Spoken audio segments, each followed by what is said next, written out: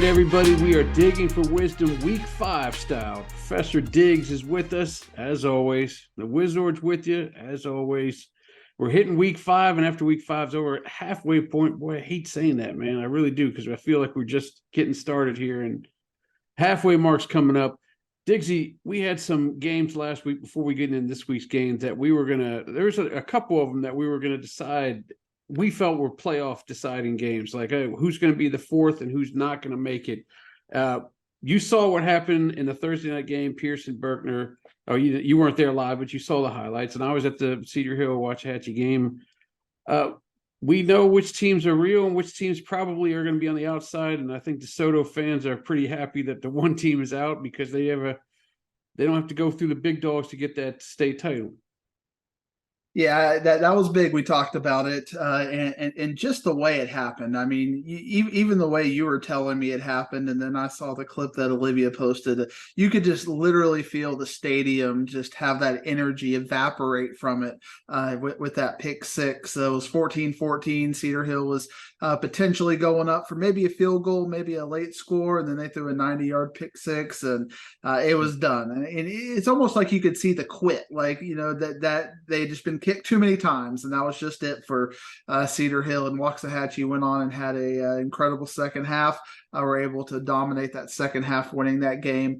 I think 38-19, something similar to that. And that basically makes Cedar Hill, they have to beat Mansfield and hope that they win a three-way tiebreaker with Waxahachie, Mansfield, and Cedar Hill, or that Waxahachie loses to Mansfield, Legacy, Skyline, or Lake Ridge. And I don't see that happening. They have to probably lose 2 games for that to be flipped over. So Waxahachie has a pretty solid hold, at least on that 4. I know if you talk to Coach Tollison, they're going to be aiming for that 3rd spot. Obviously, Duncanville and DeSoto are the top 2 teams in this district. We're waiting for that. This week, we see the top 4 teams all playing each other. So it's going to be at least 4, top 4 of the 5 teams playing each other, with Duncanville and Cedar Hill and DeSoto and Waxahachie. So we may get a little bit of competitive football, especially given that DeSoto had a very head-scratching game, but Waxahachie made high school fans a lot crazy, but South Dallas fans very happy, given that DeSoto and Duncanville probably with 95% certainty will split. Same thing with Pierce and Richardson Berkner. Pierce losing to Berkner means that Pierce is going to have to beat Lake Highlands or Highland Park, and then still have to have a tiebreaker go their way. I just don't see that happening at this point. So it's, Pierce is playing so much better right now. And for them to be 0-2 looking at district, like, we're done. For me, you're done, and there's always a chance. There's always some kind of chaos. Who would have expected Lake Highlands to beat Highland Park in the first place? But it's going to be very, very hard at this point. Yeah, it'll be difficult. And it's hard when you have a district like 7-6A where the meat of the schedule is right at the beginning, and then you're like, what am I supposed to do now? My 35-point win over Nimitz is not going to get me into that 4th spot. I just got to hope and pray, because I believe I haven't checked the schedule yet this week, which I probably should, but I believe Lake Highlands plays Berkner this week. That's the big rivalry game. We can switch that sign around, and then after that, there's not really much meaty games the rest of the way in that district. Yeah, Lake Highlands has that week 11 bye. We were out there at week 10 for Lake Highlands against Pierce, and that's probably going to be the last meaningful game, and that's for Lake Highlands, will be their last game of the year. And that was a fun one. We got to watch.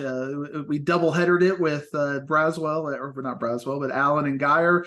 So you never know. And Lake Highlands is probably, and Pierce is going to start cheering against Lake Highlands, because they need them to get one more loss so they can potentially get into that 3-way tie. So as weird as it sounds, Pierce fans are going to be Berkner fans this week. Right. Exactly. All right, well, let's get into this week's schedule. Let's get into 3-6A. Let's start it off with 3-6A, because there's a couple intriguing games. I'm going to start off with the Crowley-LD Bell game, because LD Bell is coming across the similar waters as last year, where they're rolling through undefeated. Now, they beat Crowley last year, and they thought they were really good going in the break, and then they took a tough loss to Weatherford, and everything went downhill from there as far as making the playoffs. This is not last year's Crowley team. Crowley is really playing some football. They beat Weatherford already. If they can beat Bell, you may already have them in, but if they beat Bell, that pretty much puts them in there. We talked about this last week, Ward, that a lot of people are kind of penciling in North Crowley versus Crowley, 9-0, 9-0, Week 11 game for the district championship. And if that happens, obviously that district, that stadium over there, the new stadium at Crowley ISD Stadium, is going to be absolutely packed and rocking. For me, Crowley, what they did to Weatherford this past week, Caleb Williams throwing for 5 touchdowns, 400 yards. They ran for another 300 yards, 700 yards of offense against Weatherford. Crowley is legit. LD Bell had a nice bounce back game against Chisholm Trail. A lot of teams are going to have nice bounce back games against Chisholm Trail. Maddox Olatunde had a fantastic game for LD Bell. And I think it's really going to be the battle of quarterbacks. Which quarterback can lead their team to that next level? And Caleb Williams has shown over the last 4 weeks that he can do that. Crowley's had a little bit stiffer competition as well over this 4-week run. I think Crowley is legit. I think Crowley is even a little bit better than Euless Trinity right now. But if I'm right, you know what that does, Ward? That kind of sets up LD Bell and Euless Trinity week 11 for a meaningful game. And we saw how beautiful that place was last year. I would imagine it will be the same this year if it is for a playoff spot. Boy, that would be fantastic. But, losing that game, they can't afford to lose to – I don't want to skip 2 weeks ahead, but they can't afford to lose to the Weatherford again. They got to find a way to – I know that'll be on the road, but if Bell seriously wants to be a playoff team, they've got to find a way to win that game on the road when they play it in a couple of weeks. Weatherford's got such a good offense that they're going to be able to stay up in some of these shootouts. So can LD Bell, who is a little bit defense heavy, can they shut them down and then have that offense who showed that they could score 70 points against the Chisholm Trail defense? That's a little suspect. Can they still put up that high level of numbers against Weatherford, who will be a little bit more disciplined, but probably not much better defensively than Chisholm Trail? Right. Well, there's been a lot of good offensive showings in this district, and 2 of them are going up against each other, North Crowley and Trinity this coming week. Trinity can score with the best of them with their running game, but they haven't gone up against a defense like North Crowley, who really got themselves together in the second half against Lovejoy, and then they had no problems last week. That game's at North Crowley, too. I mean, North Crowley should win this game, but can Trinity get any kind of, are they going to be able to put up over 25, 30 points? This is going to be the fascinating battle to see if Trinity is back and able to be competitive against elite teams. Last week, Ward, when I was out there at Gunter and Brock checking all the 5A, 6A scores on my phone and on my laptop, I saw it was like 14-0 at halftime with Boswell pretty much shutting down Euless Trinity. When I was doing my research, there was a lot of turnovers, but Trinity was able to score those 4 touchdowns in the second half and make some defensive adjustments to slow down Boswell to win that game 28-21.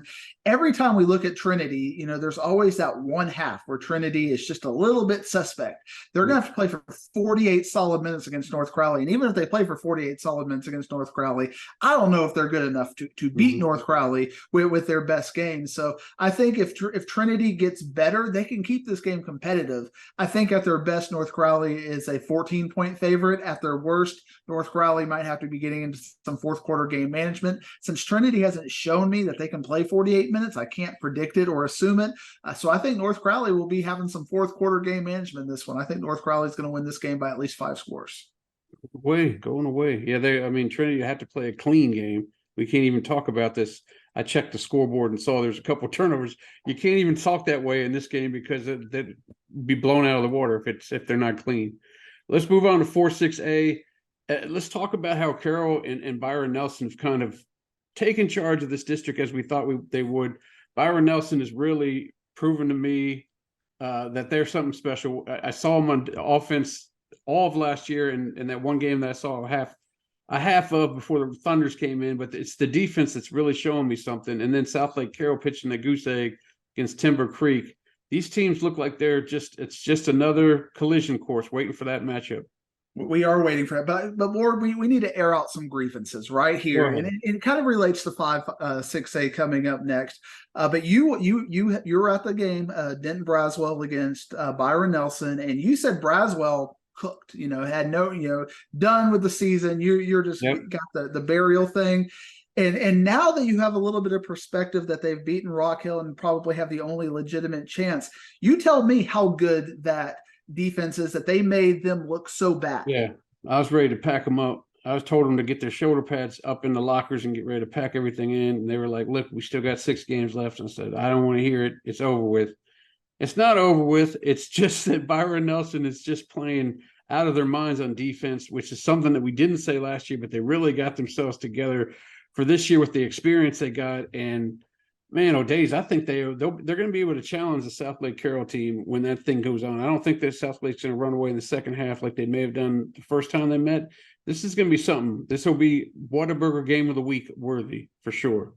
Yeah, defense travels well. Defense plays well in bad weather. Defense, as we get to November, Byron Nelson has definitely shown that they're going to have the kind of team that will be competitive. And as a D2 team, D2 is now starting to look a little stronger in Region 1. And who's going to be able to knock off DeSoto? Last year it was Denton Geyer, and we have some questions about Denton Geyer. Could Byron Nelson have that defensive magic that might be able to knock off DeSoto in the state semifinals? And Carroll right now is looking like they may go D2, so we may get to see this game twice. Yeah. Because right now you got Keller who's going to be D1, whether it's Northwest Eaton or whether it's Keller Timber Creek, that game will decide the fourth playoff spot in my opinion. Both of those teams would force Southlake Carroll into a D1 position as well. It would take a Fossil Ridge or maybe even a Haltom team, which Haltom, again, I keep talking about, watch out for Haltom. I was mad that we didn't get to see Haltom and Boswell a couple of weeks ago, and Haltom showed me why by beating Keller Central this past week. So Haltom might, get into the mix at one point, but right now Carroll and Byron Nelson are looking very strong as two of the top teams in Division 2. We may get to see that game twice, and we are watching elite level football. The way the schedule kind of worked out, Ward, we got 4 kind of clunkers. We got Northwest Eaton against Fossil Ridge is probably the best game. But if Northwest Eaton beats Fossil Ridge, it's a game that I kind of consider a buffer game, and that kind of protects Northwest Eaton from the rest of the bottom half of the district if they're able to win this game. But if Fossil Ridge is able to upset Northwest Eaton, now you've got fourth spot chaos. I think the top 3 are pretty locked in. I saw the article that Keller lost their running back, but their backup running back came in and played heroically. And he ran. When's the last time, Ward, you've seen a backup running back in the middle of the game come in and still the coach had the confidence to have him carry the ball over 30 times? Yeah, and he ran for like 190.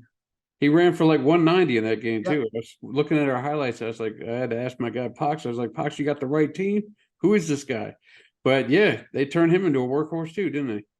They did. So Keller, top 3 is looking really strong in this district. And I've mentioned it on the dump that I think the district is at least 5 strong with Northwest Eaton and Keller Timber Creek as teams that are going to be competitive if they're in any district. So this district is fun, and I'm really looking forward to getting some competitive games. This week we did not get any competitive games, so we can highlight how good Carroll and Byron Nelson are. And Byron Nelson is so good, they make you think that teams that are competitive for the last playoff spot in their district are completely done, which kind of leads us to 5-6A, where we're getting a game that might be the only game that really matters now for a playoff spot.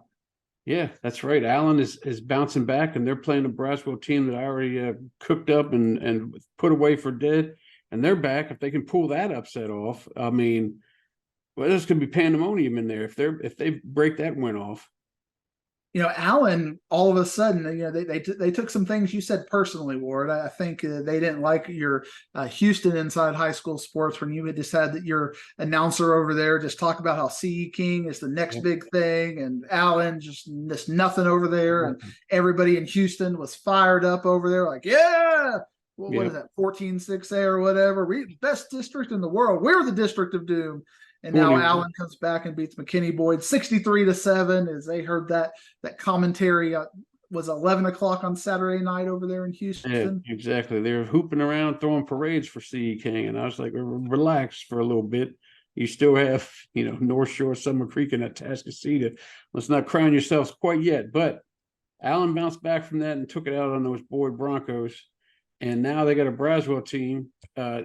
Who I still can't say pass the ball that well, but maybe they'll be able to run on as long as they run away from Xena, they'll be all right.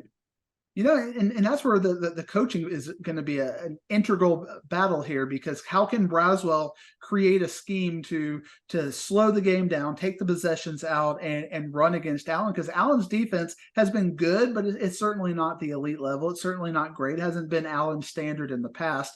And they lack a little bit of depth over there, but they were able to shut down McKinney Boyd, and the offense is finally clicking against a middling defense in McKinney Boyd.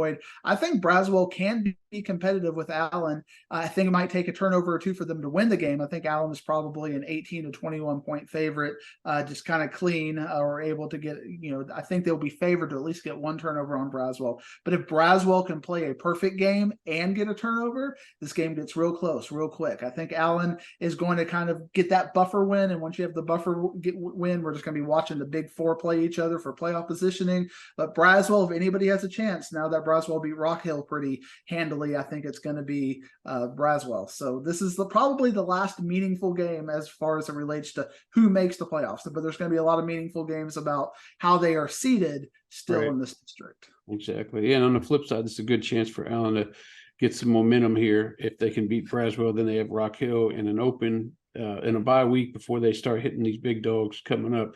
So maybe as low as they were feeling at 0-2, maybe they can get themselves some good feelings coming into a bye week if they can get Braswell and Rock Hill out there.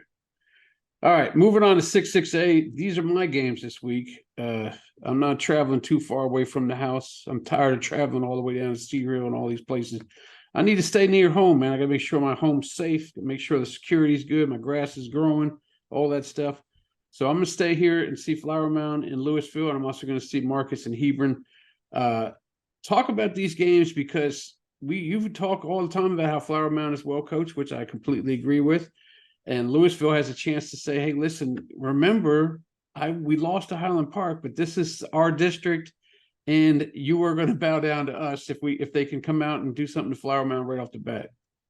A lot of the computer polls, and there's 3 or 4 out there that I look at, have Louisville a big 4 or 5 touchdown favorite over Flower Mound, but they don't remember that Flower Mound has a transitive win already, and we don't have many games. They have a transitive win over Louisville because they beat Lake Highlands. Lake Highlands beat Highland Park, and Highland Park beat Louisville. So certainly Flower Mound is going to go into this game with extreme confidence, because they can look at who we've already beaten and realize, hey, we can beat teams that have already beaten Louisville. And we saw Louisville, if you can get the run game going against them, they are able to be run against. And Flower Mound, with their quarterback, is able to consistently get a good running game going. Louisville, can they run on Flower Mound? Yes, we saw McKinney able to run on Flower Mound pretty convincingly. And Lake Highlands too. Dean ran all over him. Yeah, so if Lake Highlands, or if Louisville sticks with the script and just uses their big 5 D1 offensive line and just hammers down on Flower Mound, I think they can get up on them early and wear them out. But if they start getting fancy and start trying to pass the ball a little bit, I think Flower Mound is going to be gritty enough to stick it, to find something in the defensive hole in the defense that they're going to be able to take advantage of and get in this game. I think Louisville is probably a 21-point favorite, but this is a game that I would not be surprised at all to see Flower Mound winning or tied at halftime, and then Louisville having to pull away in the second half, just wearing them down. Flower Mound is a sneaky good team, and you have to come out playing on all cylinders against them, or they're going to sneak a win against anybody in this district, including Louisville. Well, a team that's trying to sneak a win at all is Marcus. They're falling into the SGP category here. They won't have anything in the W column. Now, granted, they played a powerhouse non-district, but they got to get this one against Hebron to get some sort of good feelings going on, and they got them at home. So tell me how you feel about this one. I think this is probably, of the district, and there's a couple pretty good, 50-50 games. This is the one that I could see a number of outcomes happening, and I just wouldn't be surprised, because Flower Mound Marcus has shown offensively to be very, very good, but defensively to be questionable at best. And Hebron has played up and down against competition, ridiculously. They're up on Northwest Eaton in that game, which that was unexpected. They already beat Jesuit, and then they lose to Wiley. So, you see this gamut of outcomes that Hebron is capable of, whereas Marcus has been consistently playing their game of football, but they've just been playing against better teams. games. So this is like everything is going to slow down for Hebron or slow down for Marcus, because this is finally a competitive game for them. It's not a game that they're going to be looking at the opponents and go, we don't have a chance. I think Marcus does bounce back in this game. I think Marcus has the offensive prowess to where they can, I don't think they're going to make a lot of mistakes, even in this 3-game run where they have been a little bit iffy. They haven't made a lot of mistakes. Again, against Trinity, that was probably the mistakes was probably the reason why they lost that game against Trinity. But it shows that they are able to still overcome those mistakes. And, they put up, it was 59-49 and they had 3 turnovers. So this was a game where they were able to play at a high level despite their mistakes. Can they clean it up? Because Hebron has been prone to make mistakes as well. I think they can. I think Hebron is going to slow the game down for them. I like Marcus to get their first win of the year and to put the district in a little bit of chaos. That's what I like to hear, because I believe last week I was talking about how Hebron was wildly inconsistent, and if they're going to get consistent, it's got to happen now. We're in district play. It's time to stop. I'm either here or there. You got to be right. You got to figure out who you are, and you got to play right away. Plano East takes on Plano. If one of these Plano ISD teams is going to make the playoffs, it's got to happen out of this game here. So if you are a guy that's putting money on somebody, it's got to be on whoever wins this game. Otherwise, you're not getting the team in the playoffs. What do you think is going to happen? Because you'll be front and center, I'm sure. It's really an elimination game. The loser of this is going to have a much harder time in making the playoffs. The winner of this game did make the playoffs last year, as far as Plano goes. And 60 years after the great Keith Whitley reminisced the Homecoming 63, you know that song, Ward? Homecoming 63. We are just mere hours from the release of this podcast to Homecoming 2023, because in less than 2 days from the airing of this podcast, thousands of Panther alums will converge on Tom Kimbrough Stadium, and we will be watching the most important game in the history of mankind. Now, Ward, mankind, that word should have new meaning for all of us today. We cannot be consumed by petty differences anymore. We will be united in our black and gold common interests. Perhaps it's faced that day, September 21st, we will be fighting for the playoffs, not just for style points or for non-district platitudes, but from annihilation. We are fighting for our right to live and exist in District 66A. And should we win the day, Plano East Homecoming will no longer be known as just a Plano East holiday, but the day that the world declared in one voice, we will not go quietly into the night. We will not vanish without a fight. We will live on. We're going to survive this Friday night, Homecoming 2023. Let's go, Panthers! Let's go! This is some deep stuff. This is some John Paul Jones stuff right here. I appreciate the vigor you're speaking with. I got to bring you out for graduation to speak Plano East by one. For Plano East. Plano East by one, he says. He throws that in at the end. Plano East by one. All right. After that, I don't even know where we go after that, but let's go to 7-6A, which we've already talked about. I'm gonna get fired up about this one as well, because you know how passionate I am about Richardson Berkner. Yeah, I love me some Berkner Rams. I put them when we started out the rankings. I put them over Lake Highlands, and this week we got Pierce jumping on the Berkner Ram Nation. This and is Berkner your looks time, like they kind of figured it out in that game against Richardson Pierce. The battle for Ram Wildcat Stadium. We're going to go up there. We're going to flip the name. We got the Berkner Rams who are going to upset Lake Highlands. 2 straight upsets here on the DFW podcast by 1 point. Berkner over Lake Highlands, 36-35. Let's go, Berkner! People at home, you can always tell when the wife and kids are not at home. The man gets riled. Let's go, Berkner! He would not yell this stuff. He would not be yelling this stuff out if the missus was home. I'd tell you right now, she'd fly in there with the pots and pans and start beating on them. All right. Well, you have to have Berkner win, because earlier this season we took on all Lake Highlands. The whole fandom came at you talking about, you don't know what you're talking about. Well, this is your time to prove you do. My time to prove them wrong. Prove me wrong. All right. 8-6A, we're heading to the Gopher Bowl. South Grand Prairie, are they going to get something in that win column? They got Martin. They didn't get him last year. Can they get him this year? And Arlington Martin, after scoring 3 points the first 2 games, they've got 90 the last 2. So we're figuring something out, Ward, and this is the time to figure it out. The South Grand Prairie's defense has been suspect. We saw that against Rockwall. I think the kind of defense that South Grand Prairie played against Rockwall, if they play that kind of same level of defense against Arlington Martin's going to win this game, probably going away.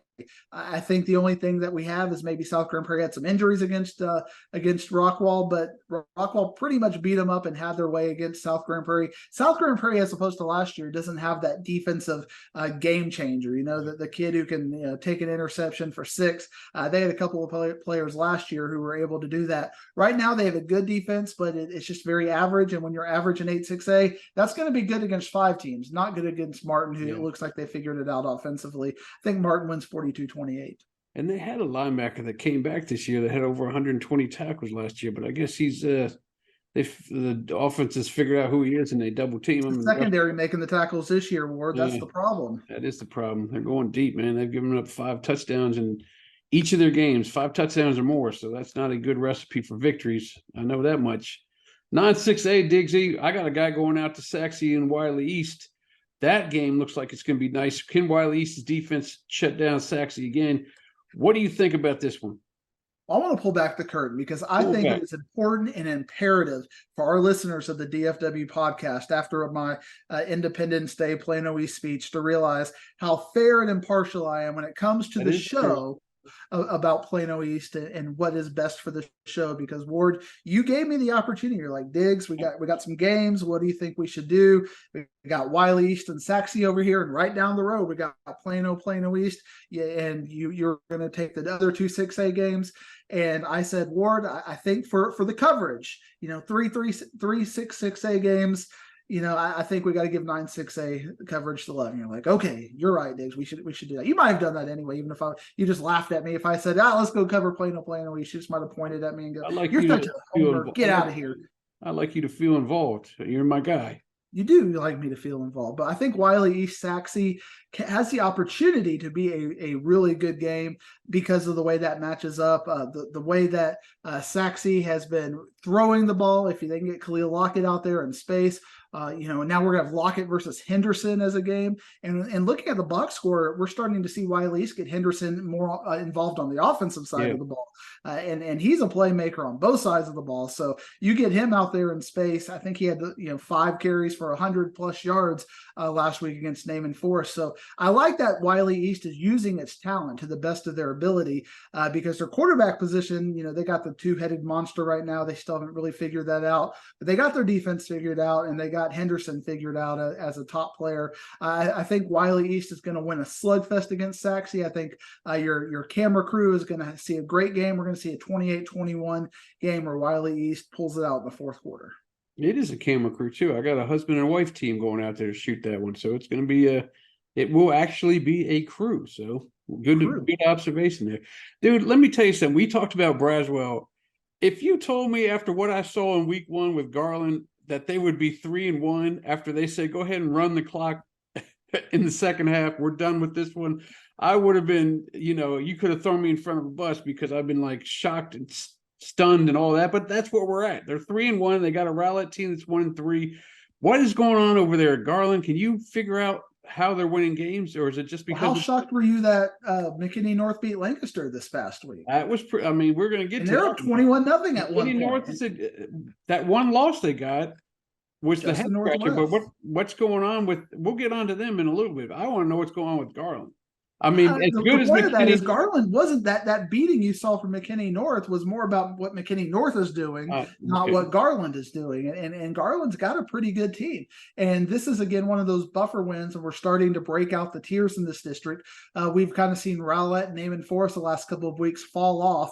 Garland had a good win over Lakeview Centennial. So if Garland is able to beat Rowlett this week, that really is setting them up nicely for that 4th playoff spot because they still have North Garland, they still have South Garland. So that's 4 wins right there. They only got to get one more. It's going to be Naaman Forest, and I think they would be a favorite over Naaman Forest. Yeah. So Garland is making their statement right now. Now, Rowlett has played up and down at times, and Rowlett's played a half here, half there. They were able to beat Naaman Forest pretty convincingly. So if Garland is able to beat Rowlett, I think they are pretty much slated for that 4th playoff spot. And whereas last year we were trying to talk about what happens if any of 6 teams do this and if then this, I think we may get our 4 playoff spots pretty much locked in if Garland can beat Rowlett, and I think they can. Garland has shown offensively to be consistent. They're not shooting themselves in the foot, whereas Rowlett has to overcome their mistakes each and every week. So I think Garland is going to make 9-6A prognostication a little bit easier this week, and they're going to knock off the Rowlett Eagles. And maybe Garland, the Owls are back. Hoot hoot. Tell you what, dude, I need to tap into your psychology brain, because I'm starting to think I'm a negative Nancy here, man. If this thing was half up to here, I'd say it was half empty, wouldn't I? Because that's all I do is nice full. That's what I'm looking at here. I'm looking at a team that beats Braswell down. I don't even look at that team. I just say, oh, Braswell's done. The same with Garland. I'm negative Nancy. I don't like it. I need some. They bounced back and beat Birdville, and now they're just getting in district and have figured it out. And they may end up 7-3 before all is said and done for a team that you had buried.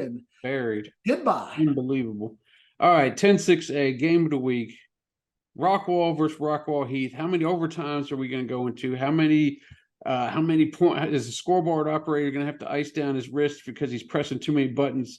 Pat Doney will be out there. You know it's got to be game of the week. Always get a good crowd. Tell me what you think is going to happen in the Rockwall versus Heath battle.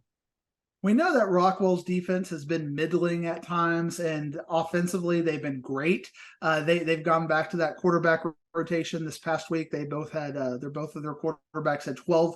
I think they got mad at me because I was trying to say maybe one quarterback was getting in there, so they started micromanaging. To the play, you will be even 50-50. You will get 12 throws. You will get 12 throws. And sure enough, they did that. The defense is starting to come across a little bit better. What we saw this past week against South Grand Prairie, it looked, if they can give up only 28 points a game, I think they're going to go pretty far, depending on when they get Duncanville, whether that's round 2 or round 4, depending on how the district shakes out and how Duncanville and DeSoto shakes out and how this game shakes out. Rockwall Heath has been very unimpressive. Coach Webb is going to have them ready for this game. But even at 3-1, they're averaging, they're just winning games by a touchdown here, a touchdown there. Whereas Rockwall, they've got a couple of head scratchers, the game against Jesuit where they lost by 1, but then, they blew out Cedar Hill, they blew out South Grand Prairie, and they beat Prosper. So, Rockwall looks like they have a little bit of a higher end, a higher ceiling that they're going to hit. But we know Rockwall Heath, they don't have that kind of offensive explosion, but they're going to be more consistent. So I think, the question is Rockwall going to win by a little, or is Rockwall going to win by a lot? Because if Rockwall plays up to their potential, they're going to win by a lot. If Rockwall messes around like they did against Jesuit and lets the rivalry get in their head and they start making mistakes and they get a little bit jittery, then I think Rockwall wins by a little. I think I'm going to take the middle range. I'm going to take Rockwall by 13 with maybe a late score to make it down to 13 and make people scratch their heads and say, yeah, can Rockwall Heath come back in this game? Heath is still a year away, and beating Trinity, losing to Geyer like they did, beating Waco Midway. I mean, these are just not the kind of wins that you look at yourself and go, this is an elite level team. But Rockwall beating Prosper and now seeing Prosper beat Geyer, there's a transitive win right there over Rockwall Heath, and Rockwall Heath wasn't even competitive against Denton Geyer. Right. All right, you know what? I'm going to buck the trend here. Let's buck the trend. I'm so tired of being negative Nancy. I'm not going to talk about a unimpressive Mesquite Horn win, but I am going to let's talk about the North Forney side of things.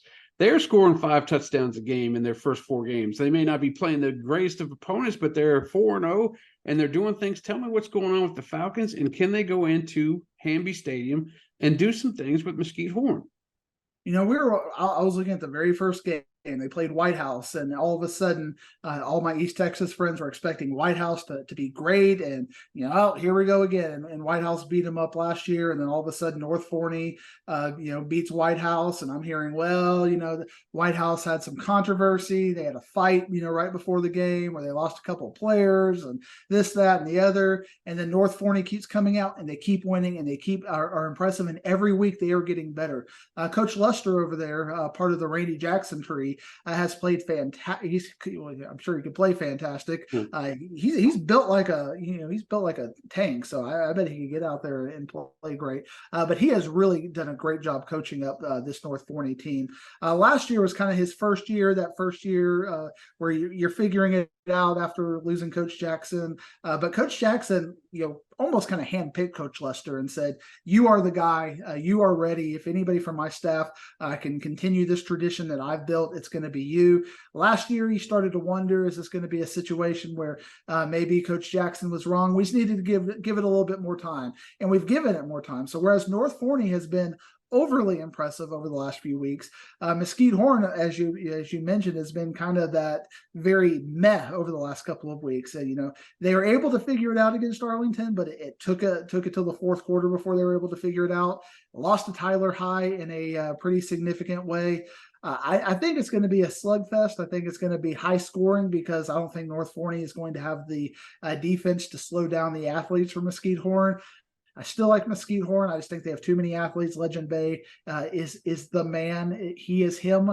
You talk about Davian Gross and how he can change the game for Lone Star. Legend Bay can do that for Mesquite Horn. I think we're going to see a 44-37 kind of a game with Mesquite Horn eking out a win in a very important seeding game in this district because North Forney is looking like they're going to be right there for that fourth playoff spot. Could be some good stuff. Let's talk about 11-6A. You talked a little bit about it at the top part. It's DeSoto at Waxahachie. They can't come out and play, get off to a slow start like they did against Skyline DeSoto, and expect this not to be a tussle all four quarters. But if they play the way they're supposed to play, they should be able to beat the Waxahachie, despite them being an undefeated team. Passing game is not top notch over there with the Indians, but they sure have a dual threat quarterback in McKinney that could take off all over the place. Coach Mathis is probably salivating after this past game. I don't know if you saw the post on the dump where I showed that DeSoto had over 200 penalty yards this past week, 20 penalties. One of the craziest games you could see as far as self-inflicted wounds and mistakes. And when you talk to people who were there was probably another 8 to 10 penalties that were offsetting where he had personal foul kind of situations. So Coach Mathis, in a very convincing win, that game was 42-3 at one point, has probably a lot to bark at DeSoto about. And Coach Mathis thrives on having that little chip, that little angle that he can just hammer his team on because going through this district, it's basically Duncanville or bust. So when you have a game where you have a legitimate disappointment like they did against Skyline, that's going to give him a talking point. And when he has a talking point, he tends to do well. As we saw that they had that nice little talking point last year against Geyer. They had the talking point against Allen. Now they're going to have a talking point against Waxahachie. So I think Waxahachie is probably going to bear, probably giving up at least 49. I think they're going to probably, maybe they get 14 late. I think DeSoto is 35 to 42 point favorite in this game. Yeah, and it'll probably shock the Waxahachie fan base because they're 4-0 and they're thinking they should we'll at least compete with those. It's a very weak 4-0. Yeah, it is. It's very much, especially since they should have lost the Ennis game and they were, a couple yards away from probably being in a hole they were going to not be able to get out of against Cedar Hill. But the wheels fell off quickly in that one for the Longhorns. You want to move on down to, well, actually, I want to talk about Mansfield because they got Lake Ridge this week, I believe, and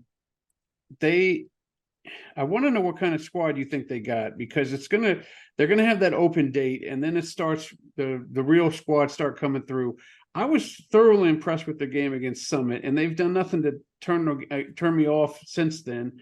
But they haven't played the meat yet. I'm not expecting them to beat DeSoto or Duncanville, but I do expect them to compete a little bit. I expect that one to not get too far away from 3 touchdowns score games.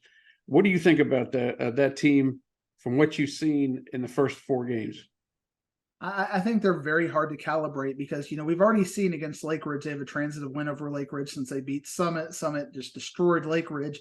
So they're going to probably be a pretty big favorite over Lake Ridge this past week. But this previous week against Mansfield Legacy, they had a little bit of a head scratching second half performance.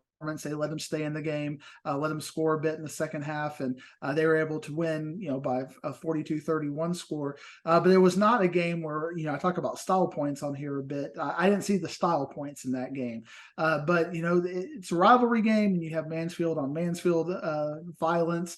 You might see that a little bit. I think they are way better than Lake Ridge.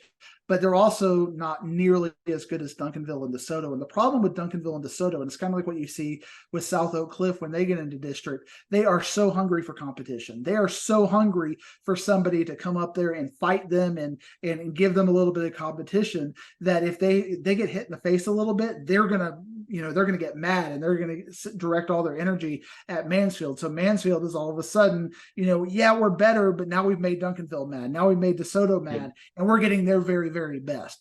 So their scores might even be worse than some of the other teams in the district, because Mansfield is good enough to get on their radar and kind of get them to play up a little bit. We talked about how Mathis is looking for that line, and if it's a undefeated Mansfield team coming in, he's going to have them hyped up, and you're like, oh, you got to watch out for Mansfield.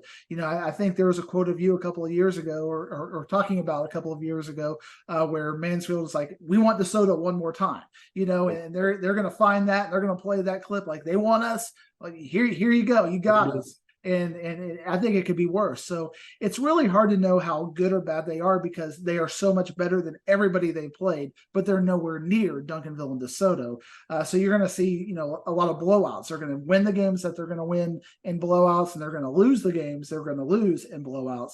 So it's really going to be the playoffs. And Rockwall in the second round, that might be the game that, could be the scary game for Rockwall, because we don't know how good Mansfield is going to be based on that situation. Well, that Mansfield will actually probably go D2. They'll go with DeSoto. So maybe, what will Waxahachie do against Rockwall, and what will Mansfield be able to do in the playoffs? You get past that East Texas team, then you go over there and play a Garland versus that District 10 6A school. That second round game against a Mesquite Horn or a Rockwall Heath or North Forney or whoever gets out of there, that's going to be the game, I think, that we're finally going to get to see a little bit about Mansfield. But it's very frustrating for me, and we've seen it in a couple of other districts as well, especially when we get into 5A. We're going to be able to talk about, it's like Denton Ryan. What is Denton Ryan? Yeah. Who is Denton Ryan this year? Because they haven't played anybody. Well, let's talk about that. So we're going right into 3-5A, because I was going to talk about both of those teams. We're not the Colony really challenged their first two opponents, but then when they played a team that was probably above their pay scale against Centennial, and Centennial took it to them. Now they got a Thursday game at Denton Ryan. We're not sure what Denton Ryan's got, as you were just saying, but please discuss this game a little more, because that's one I'll be at on Thursday night. Yeah, Denton Ryan looks like, if you look at their calibration against Aledo, they beat Azle by 42. Aledo beat Azle by 43. You're starting to see a little bit in the defense. Denton Ryan able to pretty much completely shut down Azle. They did shut down Saginaw, and you're expected to shut down some of these lesser teams in the district, but now they're getting the confidence. And one thing we heard from the coaches over there is that this team has a little bit more team unity, and now they're 3-0. They're probably going to go to 4-0. They're gaining confidence. They're believing what the coaches are telling them, and a very confident Denton Ryan young team is a very dangerous team. I think Burleson Centennial is a little bit down this year. I think Aledo is very good, but we talk about first year coaches all the time. They're always going to have one head scratcher, whether it's early or late. Will Aledo be able to overcome that head scratcher, and could it be Denton Ryan? I think Denton Ryan is going to put it to the Colony and make their statement against a good team, because now we're going to look at the Colony and think, man, the Colony almost beat Red Oak, and now Denton Ryan has a chance to kind of address what happened to Red Oak last year by putting it to the Colony. I think they're going to beat the Colony by 3 or 4 scores. Let's move on to 4-5A Division One. There's not a ton of great matchups there. We do have a 3-1 Granbury team taking on 3-0 Killeen, but that's all probably going to come out in the wash near the end of this schedule. Talk about how you feel about this district. Are the 4 teams that we talked about the ones that are really starting to show their things, even though we've only played a district game or 2? Last year, all the games were decided by 1 point. It was like back and forth, overtime, this, that, you're missing extra points here and there. And now we've had 2 games decided by 9 points. And even though they've all been one-score games, it's always been a extra point being off or a safety or some sort of mistake in these one-score games. So I think we're having very competitive football, but Lake Belton just can't stop anybody. Colleen Shoemaker is having a hard time, stopping anybody. Midlothian looks like they're figuring it out, but I'm still thinking of that first week, losing to Seguin, that second week. They got a little bit better against Dennis. Beating a bad Waco team hasn't quite inspired me. Red Oak has inspired me a lot more than I thought they would. Taz Williams, just, when you have a player like him, I don't want to compare him to Jackson Smith Najigba, but he's got that vibe, that kind of he can be a game changer to the extent that Jackson was in his games with Rockwall. And when you have that kind of playmaker on the team, and you talked about the quarterback last week in your analysis of that Lake Belton game, there's all kinds of good things that can happen with Red Oak. So I do think we have a pretty defined top four in this district, and how they play each other, I think will give us insight as to how they play 3-5A. Because if you think about 3-5A, you got Burleson, Centennial, Justin Northwest, Denton, Ryan, and Aledo. You can pick the order. I'm not going to make anybody mad quite yet. You put Red Oak, Colleen Shoemaker, Lake Belton, and Midlothian as a top four. They're all four going to be playing each other in the first round. Right. So the seeding is of utmost importance. Who's going to get the home game, and how far down can you play?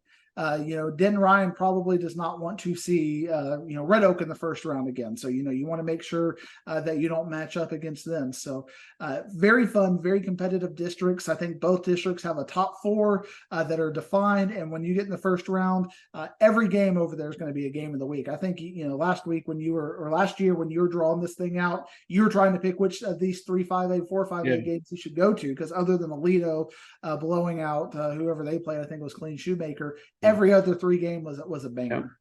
Yeah. And I was dying to get down to the Denton Ryan Red Oak game, but there's just not enough stadiums close enough to Red Oak for me to get to two games down there. And I think you went to that game, right? I did. You were at that one. And man, I'm just sitting here thinking about a Denton Ryan Lake Belton first round game, which is it very well could play to that situation. I want to see Denton Ryan with my own eyes this week to see what I can see with them, and to see where they would fall in a Lake Belton game that, as you said, they're struggling defensively. So we'll see. Hey, and as of right now, that would be my game. That would be the game. Third in district and Denton Ryan second, and that's what they would do. They would be playing up at Collins, so they would be Lake Belton at 3 would have to make their trip up here, so you get to see them, Ward. Here we go. I can make it to that one. And even Lake Belton against Aledo. I mean, Aledo, they have firepower. I think they'd give Aledo fits. They go pound for pound for a while there, and then probably Aledo would pull away in the third or fourth quarter. Man, let's talk to 5-5A Division I, because they did it, man. Newman Smith did it. Trojan Power. They got the win that you were wanting them to get to make it look like they're a playoff squad. Now, can they jump from that kind of win over Birdville to, do I even need to talk anymore? To give Timberview a game? This is where it's going to come into style points, because they're not going to beat Timberview, but how competitive can they be against Timberview? How much of a fight are they going to give to if this game is like 49-0, I think that kind of tells us that Newman Smith is probably not going to be competitive in a first round playoff game. If it's 49-21, 49-28, 49-35, it shows me that the offensive attack for Newman Smith is going to be good enough to give just about anybody in Frisco headaches. So I'm looking for style points in this game. Timberview will win comfortably, but I think how well and how competitive Newman Smith plays in what is likely to be a loss will give us more. We'll learn more about them in a loss than we learned about them last week in a win. And if they beat the teams they should beat, say they lose to Richland, that to me that game's a toss-up at this moment. But if they lose to Richland, they get the second team in this coming up District 6-5A Division 1. Can they beat a Frisco team in the first round of playoffs? Is Newman Smith the team that can get a playoff win right off the bat? Because right now we're not sure who's going to end up at second, but we have a great game. Much like 7-6A, we got the meat of the schedule happening right now, and Wakeland's taking on Lone Star. But Wakeland, Lone Star, Reedy, one of those teams could be number 2 to face a Newman Smith team. Can Newman Smith compete with one of those squads? And that's what this game would have to tell me, because if Carroll, if Newman Smith can't be competitive with Timberview, they're not going to be competitive with any of the top teams in Okay. 6-5A. Because really, I mean, you may even see a three-way tie if Wakeland's able to beat Reedy or Wakeland's able to beat Lone Star. Now you're looking at your three top teams all with one loss. They'll probably have some sort of tiebreaker to figure that out. And whenever, who do you want to see out of that three? If you're Newman Smith, none of them are going to be what you would want to see in the first round. Newman Smith will be an underdog in the first round of the playoffs. They really need to try to get to that second spot and bring maybe if Wakeland is struggling, if they get that second seed and they play Wakeland, who ends up in the third seed, and Wakeland's depth is not very good. So that's probably their most winnable game. If they had to play Reedy in the first round of the playoffs, not looking good for Newman Smith. Well, let's talk about the Lone Star Wakeland game. You got a chance to see Wakeland, and after seeing that game, it's even more impressive that Lone Star got that last second win, because that's really gonna, if they find a way to get past Wakeland, who Wakeland was throwing the ball around, they just couldn't get in the end zone there.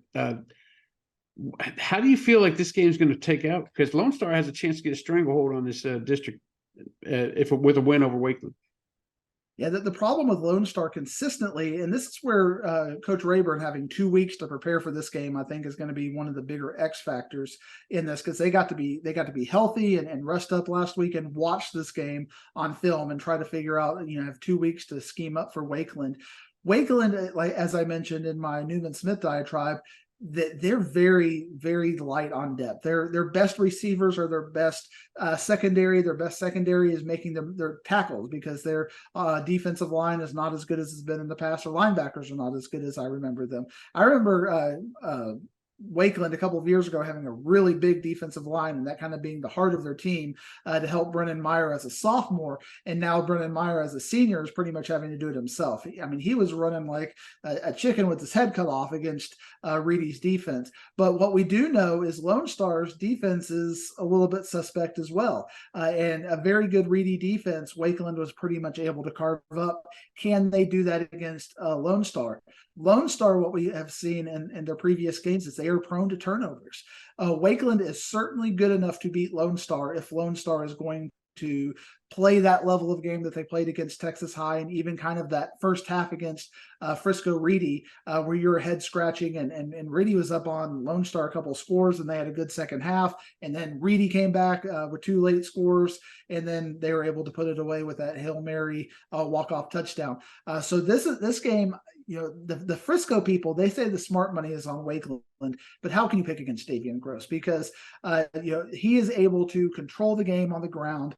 And I think also the other X factor for me is Coach Rayburn having 2 weeks to prepare for this game. I think Lone Star is going to win this game by 14, but a game that's back and forth. And finally, in the fourth quarter, they get one stop and able to get that extra touchdown to give it a 2-score game. Yeah, I can't and I won't pick against Davion Gross. That's just not going to happen out of me. Looking down the line, Frisco, because he's giving you that Ollie Gordon love. Like you see Ollie Gordon in him, he's and Ollie Gordon. Fan of you comes out. I just love the slow motion run. It looks like slow motion, but he's really going fast. I just love that in running back. Looking down the line, at some point, Frisco is going to play Frisco Heritage. Is that for that 4th spot in your mind? Yeah, I think right now Frisco is. Who wins that one? Right now, Frisco is playing better than Heritage, so I think Frisco is going to lock into that. But like last year, we haven't seen Frisco play any of these big schools. We're seeing Lone Star, Reedy, Wakeland, and Heritage all beat up on each other. Frisco's just getting wins right now. They're going to probably get another win this week against Lebanon Trail, and then at the end of the year, that's when they have to start. Can they get one of those wins? Because they have to go back to back against all 4 of those teams, and they're just going to need 1 to make the playoffs. 2 gets them into 3rd place, and it's like, how many of those wins can they get? Last year, they didn't get any of them. So we're going to find out if this year they're a little bit better. But again, the way the schedule works out, we're not going to get to see them play a competitive football game for a little while. Yeah. And we did get to see Heritage play. They got stomped out. So it'll be interesting. All right, let's move on to 7-5A Division I, and talk about scratching your head with Longview's coaches in the house watching. Lancaster couldn't do anything in the first half against McKinney North until they finally said, Quan Lacey, save us, help us, do something. And he ran a kickoff back. He got that 70-yarder. But they still couldn't do what they had needed to do against McKinney North. McKinney North is now proven to be a player in this district. And how worried are you that Lancaster may not make the playoffs? They got Longview coming up. I mean, if you're a Lancaster fan, you have to be very worried because as of right now, Lancaster still has to play Lufkin, Tyler, Forney, and Longview, and they have to realistically win 3 of those games to safely make it into the playoffs. If they only win 2 of those games, then they're gonna have to hope that tiebreakers go in their way and that McKinney North is a solid number 4. Because if you start to see Tyler or Lufkin beat either of those teams, and now we're going to get into tiebreakers. So for me, if I look at just that base equation for safety, can Lancaster win 3 of those 4 games against Forney, Longview, Tyler High, and Lufkin? No, they can't.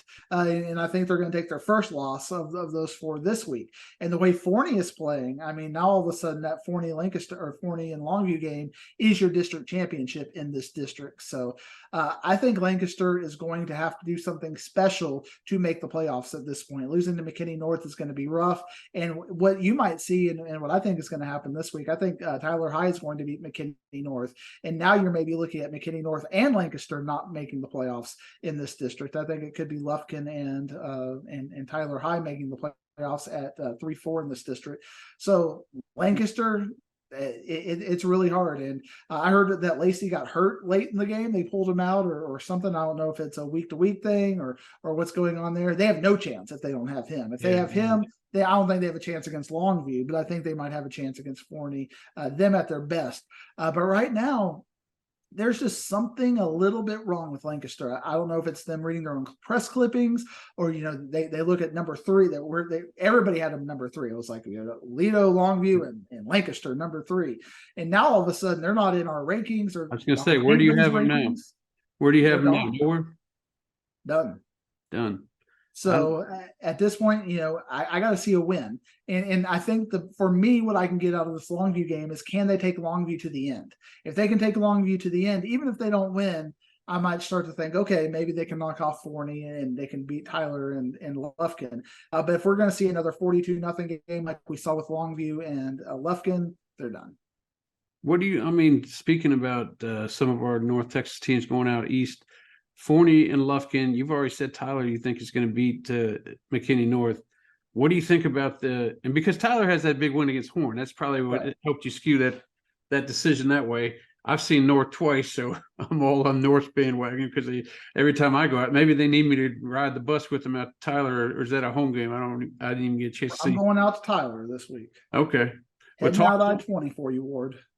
Talk to me about the Forney-Lufkin matchup. Forney, this is the first game that Forney has played. And you're going to like, well, Diggs are 4-0. That's not the first game they played. This is the first test they're going to have. The 4 tests they didn't have, they have dominated their opponents. They beat West Mesquite 69-0, and they're now even giving up points in 10. They're averaging 62 points a game right now. So they are doing it offensively and they're doing it defensively. This would be a stat that probably Greg Tepper would know, but I bet there's no team in the state that has a bigger point differential than Forney right now. It's to have that many points and to have only given up 10 points. That is, next level great. And it's not like I said they haven't really played anybody. They played Crandall, and Crandall is going to be competing for a playoff spot. West Mesquite at times has been competitive. So, the fact that they have destroyed everybody that they've destroyed really highlights that they're very good. But again, they've been playing bottom tier teams. Now they're going to play a team that can be competitive for a playoff spot. So how good can they do against Lufkin? We truly have no calibration on this game. So, it's going to be a surprise either way. I think Forney is going to win, but I don't think they're going to win as impressively as Longview won. But that'll probably give Coach Fleener ammunition. They're going to be like, well, if Longview beat them 42-0, we're going to beat them 49-0. And we're going to give Diggs that calibration that he needs to show we are for real. But I think that they're going to win a 35-14, 35-21 kind of a game. And still, on one hand, that is convincing against a very good team that can be competitive for a playoff spot. But now that we've seen Longview already beat Lufkin 42-0, that's going to answer the question, is Forney elite? I don't think Forney is elite quite yet. Okay. And you're positive in the Tyler win over McKinney North. How positive are you? Because I wasn't impressed with Tyler's win over North Mesquite. That didn't seem very dominant. That wasn't, but they played defense, and that's something I don't know if North or McKinney North it has a lot of. They got a lot of mistakes against Lancaster that they took advantage of, and then it's like if that game was maybe one more quarter, a fifth quarter, you would have thought, and if Lacey was healthy, Lancaster probably wins that game. It's like they dug themselves too big of a hole. That 21-0 hole was just too much for them to overcome. So if Tyler High plays there, and McKinney North is going to have to make that road trip out there. I think at home I would have picked McKinney North to win a game by one score. In Tyler, I think Tyler High is going to have that home cooking, and they're going to get that game by one score. How confident am I? McKinney North has made a history of making me look dumb this year, so they could certainly do it again because I picked them over Justin Northwest. They lose against Justin Northwest, and of course I expect Lancaster to mop them up, and they beat them. All right, well, they want you to keep picking against them then. And Ken Fetchy needs to get me on that bus out there because apparently I'm some sort of good luck charm because they've only given up 7 touchdowns 7 points in my presence. When I leave the game, that's when Lancaster started coming back.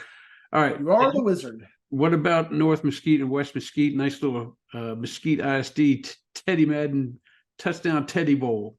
Touchdown Teddy Bowl. Man, my heart tells me I need to pick North Mesquite, but my head tells me I need to pick West Mesquite. So I'm just gonna, I'm gonna spend some more time marinating on this. I'll have my pickup on our social medias by Thursday.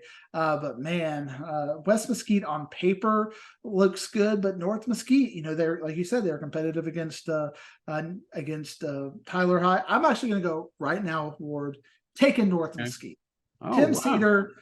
The kicking Cowboys, the kicking Stallions. I'm going to take North Mesquite in a little bit of an upset by 1. By 1. All right. By 1.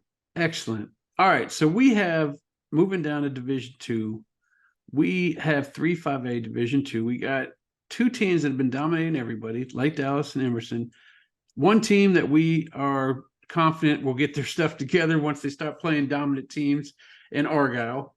They won 62-0 against one of your Houston area teams this past week. Yes, they took Montgomery out by the woodshed and slapped him and said, "This is what Lovejoy did to us, and this is what Melissa did to us." But tired of it. We were going to do the grapevine, but rain. There's got to be 4 teams in the postseason. Who's the 4th one? Right now, I think it's got to be Denton, just because of the way they play. You have a win.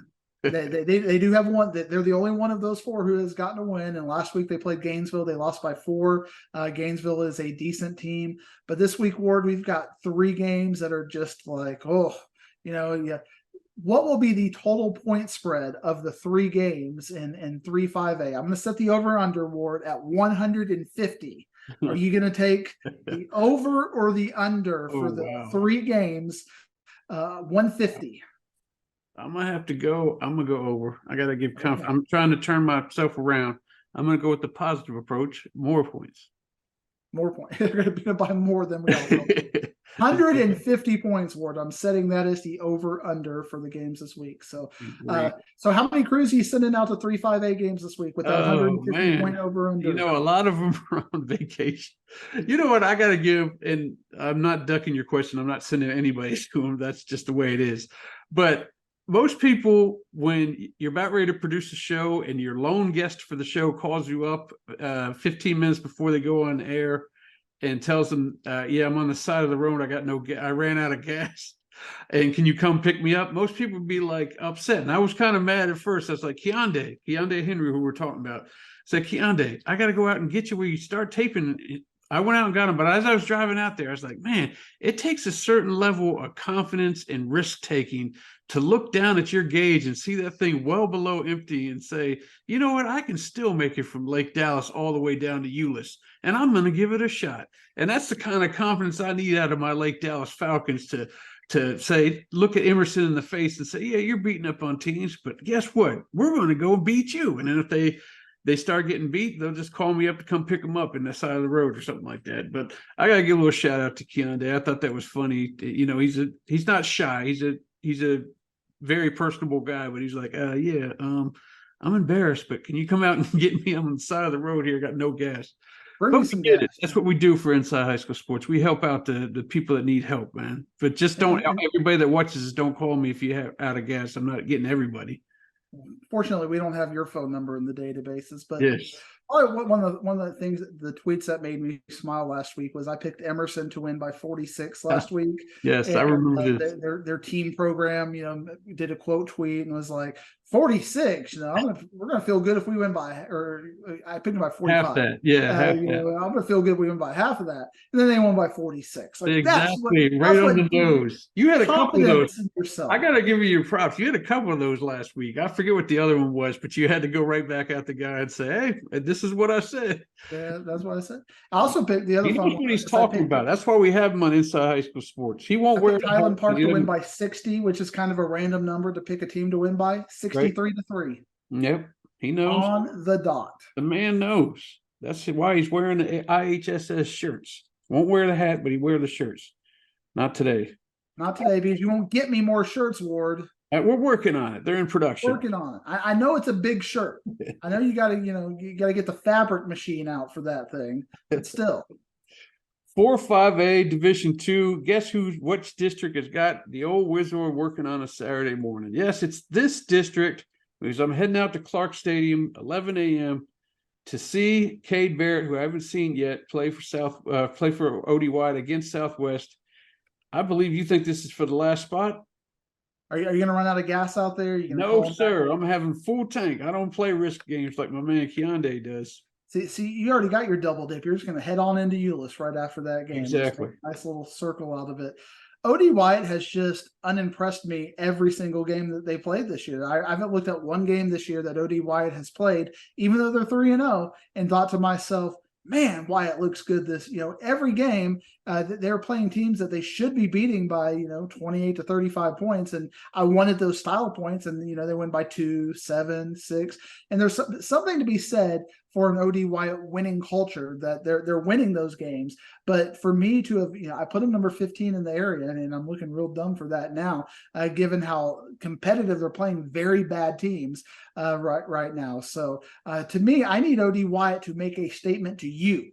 They need to make a statement for Inside High School Sports on Sunday. We want to see the highlights of them making that statement to us right now, that they are going to be competitive and for real. And it starts with Fort Worth Southwest. There's really only 2 teams in this district that can be competitive with OD Wyatt for that 4th spot. It's Northside and Southwest. They beat Southwest. That's obviously probably the more competitive of those 3 teams that we're talking about right there, with Northside, OD Wyatt, and Southwest. So they got to win this game. But the way they've been messing around, Southwest is good enough to come up and bite them. But I still think OD Wyatt's going to win another game by a touchdown. And unimpressive, Ward. I'm not going to be impressed by them as they keep going on and keep winning. They're going to go 8-2, and I'm just going to be like, OD Wyatt. How close can Northside stay with Grapevine? Probably not that close at all, huh? I mean, Grapevine has been a great enigma this year as well. They've that game against Azle, losing 14-13, and now we see what Grapevine has done against really competitive teams. Or we saw Azle losing by 42 and 43 against Denton Ryan and Lido. So Grapevine is not what we thought they were going into this year. So I think that game will be more competitive, but they're still 28 points better at least. Gotcha. All right, we're moving on to 5-5A Division II. Boy, when we're happy on the 4 that we think are making the postseason. I think Seguin kind of played their way out. Do you think, or no? You still think they can pull off an upset here or there to get in there? Because this one's going to come to seeding too. Nobody wants to go up against Sock in the first round. So when the 4, and if you count Seguin 5, start meeting each other, and like we have this week with Everman and Ennis, it's going to go a long way towards the end, towards the stay away from Sock Bowl. Yeah, both Everman and Ennis made great statements this past week. Ennis beating Corsicana the way they did. Everman, although beating Joshua, is not necessarily impressive. The fact that they beat them 68-0 is very impressive in not allowing them any points. OD White didn't beat them 68-0, so there you go. They did not. That was a last-minute kind of a game. Obviously, Everman just completely put their foot on their throat and took them out to task, and we saw Everman playing great football. Since Ennis has had a couple of head scratchers and Everman has played at a very high level offensively, for 3 of their 4 games. I think Everman is going to knock off Ennis. But I'm very interested in this game because Ennis is one of those teams that, they played Waxahachie close. They keep playing these games close. Now, can they win an important big game? They did beat Corsicana last week for their first win. It was at Midlothian, and I think it's still going to be Ennis and Seguin for the last playoff spot because I think Heritage, Summit, and Everman are the big dogs in this district. And all 3 of those games are going to be fantastic football games when they play. I agree with you. And let's move on to 6-5A Division II because you talked about the Seagoville Spruce game as a way you wanted to see what kind of squad Seagoville was, and they did it. They beat them by 3-4 scores. Now Spruce, we're starting to wonder what they are because they're playing Kimball, which Kimball is going to be a heavy favorite. Can Kimball beats? What do you need to see from Spruce to even think that they can make it in one of the little 6-5A Division II playoff scenarios? Well, this is it. Yeah, I mean, this is their playoff game because South Oak Cliff and Kimball are what I consider your top 2 in the South Zone. So Spruce versus Kimball is basically for that second playoff spot. So if Spruce can't win this game, they're done. So last week, what was if Spruce was competitive against Seagoville or beat them, maybe Spruce can get into, maybe they could be competitive with Kimball. They're not going to be competitive with Kimball. They're done. Out of here, Spruce. Kimball, you are my number 2 team. Bam. And I don't say bam like I'm saying bam. I'm saying Bam Harrison, my guy, coach at Kimball. He is going to get some style points this week against Spruce. All right. I thought you were about ready to get loud there. You usually don't get loud on negative things. Spruce is not going to do it. I thought you were going to get all kinds of riled up, but you didn't. My man. I love Bam. He is such a good guy. Yeah. I love talking with him. He is so insightful. I'm glad that he got to be a head coach. I've talked to him while he's an assistant coach. He goes after when he doesn't come after me as a head coach. He's too busy now. But when he was an assistant coach, he'd come after my picks and he'd tell me, "Diggs, you're an idiot," and tell me why I'm an idiot. And a lot of times he was right. I was an idiot at those points. But I'm a big fan of what he's done with Kimball. Kimball is not at Sox level, and we kind of talked about this a little bit earlier with Mansfield. That you're playing up, you're playing down. Who are you? I think Kimball is one of those teams that they're not Sock, but they're way better than these other 4 teams. So it's really going to be their playoff game that's going to tell us who they are. But the fact that they have to play 5A in the first round of the playoffs is not looking good for them. Sock against the 4th place team in that district is going to be a tough game, but the other 3 are not going to have much of a chance at all. But Kimball is a team that's on the rise. They're getting better, and they're fun to watch. So, we don't watch this necessarily in a season thing. We're watching a program be redeveloped, and I think DISD as a whole will be better if Carter is playing good football, which they are, and Kimball is playing good football as well as Sock and Woodrow Wilson. So I'm a big fan of Kimball, and I hope to continue to see them progress in the way they are. And that starts with being able to beat Spruce handily, and I think they will this week. Excellent. All right, 7-5A Division II. My man Teddy Ballgame said he wanted to see this Melissa New Stadium. Well, Ted, you're going to go see him play Carroll. What is he going to see? Is he going to see a Melissa runaway? Or is he going to see Chase Bigham do some things and keep this game close for three quarters and a half? I think you're going to see that. I mean, I was very underwhelmed in Melissa's performance against Crandall. And Melissa's starting to do this thing that Salina did, even though, with Salina it worked out as it relates to Anna, that, they are looking for style points. And even if it's late, if they're only up by 21 or 28 in the 4th quarter and they expected to win this game by 35 or 42, they're still going to be throwing. They're still going for the stats. They're not taking the knee because, they're like, hey, we're the number 1 team in the state. We got to, according to some, not according to me, we got to get our style points in there. So Melissa in the first half did not get those style points. It took for the 4th quarter for them to get their style points against Crandall. With Bingham and able to compress the game like Terrell was able to do, I think we're going to see lower possessions. Obviously, Lovejoy had a good enough defense to slow them down. I think Melissa will have a good enough defense to slow them down. I'm seeing a 42-14 kind of a game, but to me, that's not the kind of style points you want if you're the number 1 team. Now, if they come out there and beat them 60-0, then maybe I'll give Melissa a little bit more respect. But Terrell is a very good team, and Terrell ain't going to get beat 60-0. They are a very good team. We're still living off of what they did last year in the playoffs, and I think they can build off of that. let's talk about some of the small school stuff that we did yesterday, week. The Brock Gunter game. Brock still couldn't chip away at that Gunter team, and you were sitting nicely in those stands. I like to see the pictures a lot of people took of you. Where is Diggsy? Oh, there he is. He's hiding in there with his computer at the in the stands watching this Brock Gunter game. Gunter kind of ran out on that one, and then and the Anna Solana game was just a classic. I mean, that was just a terrific game. I'm glad I got to get Ted out to that one, because with my Houston duties, I probably would not have been able to stay through all those overtimes, and he could. So we saw some good small school action last week. We did, and I'm sure that's all you have to say about that. So go ahead and wrap it up. No, small school so much. I'd like to hear if we're going to see any more type small school matchups. It offended you so much that, not only did you have to have these two great games, but they were actually, legendary games. Anna continues to deliver you game of the week after game of the week. You had the play of the year last year against Aubrey, and now you had probably the game of the year, a 4 overtime thriller that had a last minute, big play and back and forth and lead changes and momentum. And now Anna's going to be playing Fort Worth All Saints this week, which they should be able to win convincingly against, Reed Watkins from Brock transferred out there to All Saints. And that was kind of the, he's the X factor that Brock is still looking for. When I think about Brock and Gunter this past week, Brock, they just weren't mean.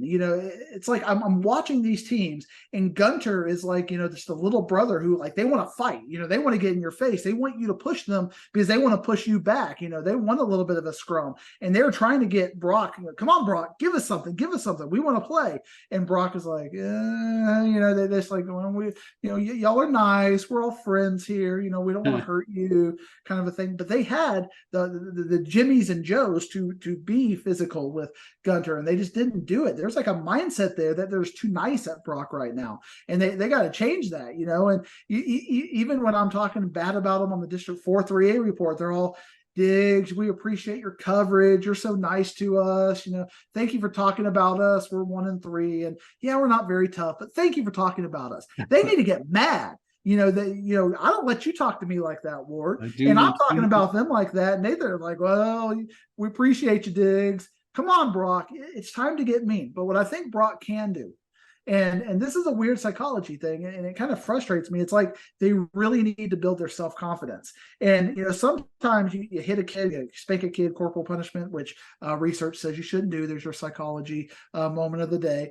And some kids, don't respond to it at all. They just kind of ball up and, they go, they kind of get in a fetal position. And that's kind of how Brock was. But now Brock's about to get some positive reinforcement in district. And I think they might really thrive on that positive reinforcement in district, because they're going to start to get that confidence through winning, because this team and the personality of this team did not take getting hit very well. Whereas South Oak Cliff, they took getting hit very well. Last year, they ended up taking it to the state championship and getting tougher out of it. And this year, I think they're doing the same thing. You saw them just completely railroad Parish Episcopal in a dominant sort of way. So what is Brock, and are they able to manifest this ability, this lack of self-esteem, the way I see it, into something? Paradise is a very good team in that district, so I want to see a little bit out of Brock, but Brock is just a complete enigma right now, and they didn't take getting hit at all well. So now we're going to have to try the positive reinforcement and coddle them a little bit in district and see if that helps them get there. But I think Brock is still going to be a team, they may lose in the state semifinals, but they're going to be a team that's going to be playing in December.